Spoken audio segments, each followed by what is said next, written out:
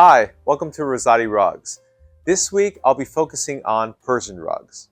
Now when we talk about Persian rugs, generally there are two categories. Tribal, like this Hariz rug here, and floral, like the beautiful Tabriz rug over there. And when it comes to tribal rugs, what you'll notice is that they're mainly woven in certain nomadic regions of Iran. You'll see a lot of geometric patterns. Now comparing a tribal rug to a floral rug, first off, when it comes to floral rugs, you'll notice that the rugs are generally woven in larger metropolitan cities.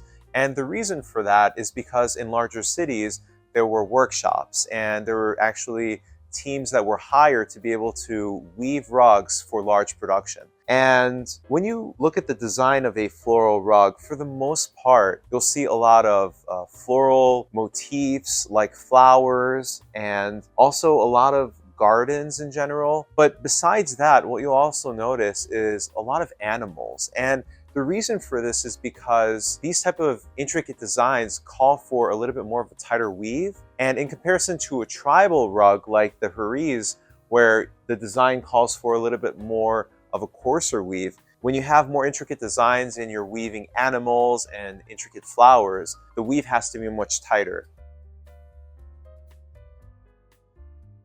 Persian rugs are made of all different types of rectangular sizes, whether it's gallery size, runners, or small and large area rugs. When it comes to the type of material that's used, they're made of wool, cotton, or silk.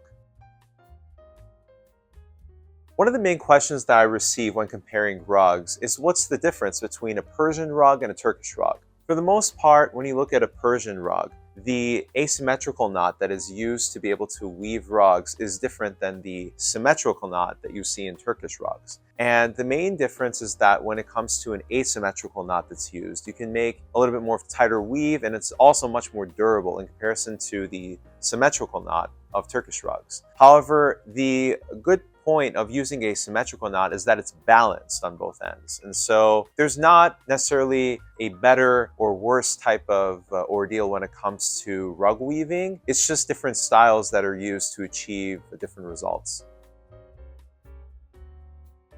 If you enjoyed watching this video, please like, share, and subscribe to our YouTube channel at Rouzati Rugs. And don't forget to check out our blog on rouzatirugs.com, where we feature a lot of great information about rugs in general.